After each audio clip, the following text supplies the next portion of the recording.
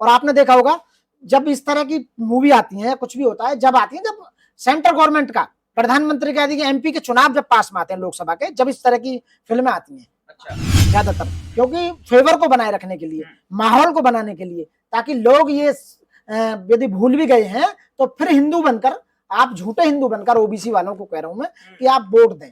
अरे आपका सत्यानाश कर दिया इन्होंने पूरी तरह से। आप बताइए तो आप हिंदू कहाँ हैं? आप बताइए, इस समय देश की हिंदू खिलाड़ियों का जिनका शोषण किया गया, वो मोहम्मदन ने थोड़ी शोषण किया, वो तो हिंदू ने तो शोषण किया है। लोग समझने लगे हैं, तो समझने लगे तो बीजेपी हारनी शुरू हो गई है। आप हिमाचल में क्या हुआ? हिमाचल में बीजेपी हार गई। दिल्ली में क्या हुआ? दिल्ली में हार गई। और दिल्ली में तो कांग्रेस जो तो बीजेपी का काउंटडाउन तो बहुत लंबे समय से शुरू हो गया था, लेकिन ये झूठा वो देकर बहानेबाजी करके बार बार आ जाते हैं। तो वहां बीजेपी सरकार 3 साल रही, 3 साल में 40% जितने ठेके गए, 40% उन्होंने कमीशन खाया। वहां के एमएलए ने, वहां के एमपी ने, वहां के मंत्री ने, वहां के मुख्यमंत्री ने, जितना भी वहां काम हुआ उसमें हर चीज में 40% उन्होंने ब्राइबरी, घूस, रिश्वत, भ्रष्टाचार, 40% उन्होंने रिश्वत खाई। लोग समझ गए, इसलिए वहां दोबारा कांग्रेस स्थापित हो रही है। कांग्रेस की पूर्ण बहुमत से सरकार, क्योंकि फेवर को बनाए रखने के लिए, माहौल को बनाने के लिए, ताकि लोग ये यदि भूल भी गए हैं तो फिर हिंदू बनकर, आप झूठे हिंदू बनकर, ओबीसी वालों को कह रहा हूं मैं कि आप वोट दें। अरे आपका सत्यानाश कर दिया इन्होंने पूरी तरह से। आप बताइए तो आप हिंदू कहाँ हैं? आप बताइए, इस समय देश की हिंदू खिलाड़ियों का जिनका शोषण किया गया, वो मोहम्मदन ने थोड़ी शोषण किया, वो तो हिंदू ने तो शोषण किया है। ब्रजभूषण कौन है? हिंदू है। वो जो लेडी खिलाड़ी जो बैठी है वो भी हिंदू है। तो आप बताइए पर हिंदू कहाँ रहे? हिंदुओं का तो हिंदू शोषण कर रहे हैं। कितनी बड़ी बात है बताओ। मैं जो कहने जा रहा हूं, हिंदुओं का हिंदू शोषण कर रहे हैं। मतलब हिंदू, तुम्हारा बीजेपी का मंत्री उन लड़कियों के साथ में शोषण किया जो वो भी हिंदू थी, तो फिर हिंदू का क्या मतलब हुआ? क्या वोट लेने के लिए हिंदू है? जब उनका शोषण होता जब नहीं आते। तो मैं ये कह रहा हूँ, कहानी बहुत ज्यादा है देश में, जो काम करने के वो काम नहीं हो पा रहे। बैक टू द पॉइंट, मेरा सवाल आपसे ये है कि जिस तरीके से कर्नाटका की स्टोरी, द केरला स्टोरी बात करें और द कर्नाटक स्टोरी की बात करें, हर तरफ से बीजेपी जो है बैकफुट पर नजर आ रही है, गिर चुकी है। क्या चक्कर है? सीजीआई की तरफ से इतने झटके? बैकफुट नहीं है, बैकफुट नहीं, लोग समझ रहे हैं, लोग सच्चाई को समझ रहे हैं। बैकफुट नहीं है, कोई करिश्मा नहीं हो रहा, कुछ नहीं हो रहा। जो झूठ का पुलिंदा बनाया था, जो झूठ का आडंबर बनाया था, लोगों को भड़काने का काम किया था, झूठा हिंदू बनाने का काम किया था, लोग समझ चुके हैं कि तुम्हारा रोजगार खत्म कर दिया, तुम्हारा स्वास्थ्य खत्म कर दिया, तुम्हारे, मैं कह रहा हूँ, रिलेटिव्स मार दिए। तुम्हारे घर में जो अभी जो ये 19 कोविड जो हुआ था, इसमें क्या हुआ? ऑक्सीजन भी नहीं दे पाई गवर्नमेंट। तुम्हारे फसलें नाश कर दी, तुम्हारी जमीनों को छीन लिया, तुम्हारे मतलब जो अधिकार होने चाहिए थे उन अधिकारों को खत्म कर दिया। लोग समझने लगे हैं, तो समझने लगे तो बीजेपी हारनी शुरू हो गई है। आप हिमाचल में क्या हुआ? हिमाचल में बीजेपी हार गई। दिल्ली में क्या हुआ? दिल्ली में हार गई। और दिल्ली में तो कांग्रेस जो आम आदमी पार्टी उसको काम ही नहीं करने दे रही थी। आज सुप्रीम कोर्ट का फैसला आ रहा है, अब पूरी तरह से काम किया जाएगा। तो ये लोग समझ रहे हैं। समझने का मतलब है कि सरकार जो है, अब लोग समझ चुके हैं। तो बीजेपी का काउंटडाउन तो बहुत लंबे समय से शुरू हो गया था, लेकिन ये झूठा वो देकर बहानेबाजी करके बार बार आ जाते हैं। अब 2024 में दूर दूर तक भी नरेंद्र मोदी जी हमारे प्राइम मिनिस्टर नहीं बन सकते। मैं देश के नागरिकों से, देश के जवानों से, देश के युवाओं से मैं अपील करता हूं कि यदि देश को बचाना है तो ऐसे प्रधानमंत्री को दोबारा प्रधानमंत्री ना बनाएं।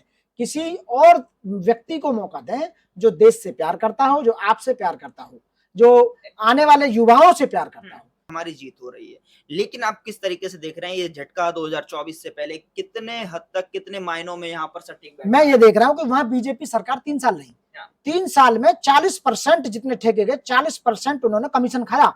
वहां के एमएलए ने, वहां के एमपी ने, वहां के मंत्री ने, वहां के मुख्यमंत्री ने, जितना भी वहां काम हुआ उसमें हर चीज में 40% उन्होंने ब्राइबरी, घूस, रिश्वत, भ्रष्टाचार, 40% उन्होंने रिश्वत खाई।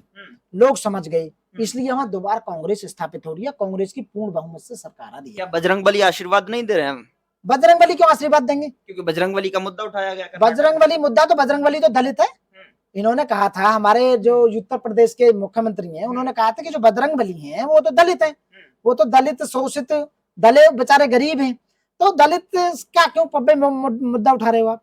उन्होंने उठाया था कि बजरंगबली के जिस तरीके से मुद्दा उठाया गया, और इधर जो कांग्रेस ने ये कह दिया कि बजरंग दल को बैन करेंगे, तो क्या ये बजरंगबली साबित हो गए? मेरा कहना ये है कि हम राजनीति में भगवानों को ना लें तो ज्यादा अच्छा है। हम भगवानों का सहारा राजनीति में क्यों लें? आप भगवान से प्रार्थना कीजिए कि मुझे जितवाएं, मुझे सद्बुद्धि दें, मैं ताकि भ्रष्टाचार कम करूं, देश से प्यार करूं, मेरे दिल में देश में प्यार आने की मतलब कोई ऐसा 18 घंटे काम कर रहे हैं वो देश के लिए। नहीं, वो तो 18 घंटे काम देश के लिए नहीं कर रहे, वो बीजेपी के लिए सरकार कर रहे हैं। 500 से ज्यादा उन्होंने ऑफिस बना चुके, 5 स्टार होटल बनाए। भाई पैसा कहाँ गया? अच्छा। आप बताइए। जो प्रधानमंत्री जन उसमें कोष में जो पैसा आया था उसका कोई ऑडिट नहीं है, कितना पैसा आया, कहाँ गया? वो क्वेश्चन तो बहुत है, मैं घंटों बता सकता हूँ आपको जो देश के अंदर हुआ है पिछले 10 साल में, जो देश की पूरी तरह से बर्बाद कर दिया गया है पूरी तरह से।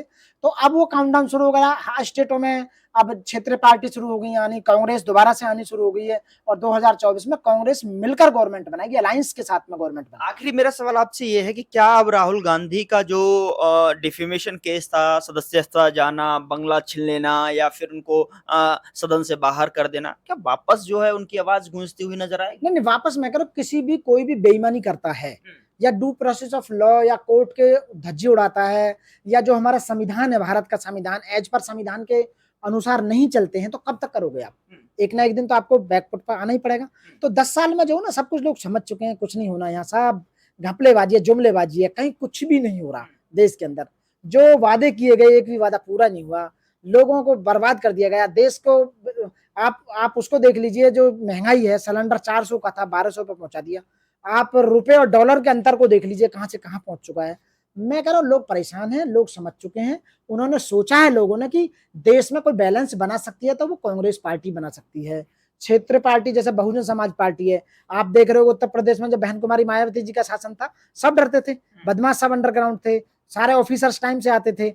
अब वहां ना कोई हिंदू वाहिनी थी, ना कोई बजरंग दल था, ना कुछ था कोई, बताइए, सब काम करते थे। तो ऐसी पार्टी आनी चाहिए। वैसे वापस जो है अब जो है उनकी सजा पर रोक लग सकती है, जो 2 साल की मैक्सिमम सजा लगाई थी, वो जो कि तो अब जो खुलती जा रही है, वो तो लगनी है डेफिनेटली, क्योंकि एज पर लॉ है, जो कानून है, यदि डीवाई चंद्रचूड़ एक्शन एविडेंस नहीं है तो उनकी सजा पर रोक लगेगी, क्योंकि वो देखा जाएगा। जुडिशियल माइंड बहुत बैठे हुए ऊपर से नीचे तक, क्योंकि वो कहीं ना कहीं जो डिसीजन था वो मिलके था, कांग्रेस बीजेपी गवर्नमेंट से मिलकर जज ने काम किया था, वो सीधा सीधा दिखाई दे रहा, देश की जनता जानती है अच्छी तरह।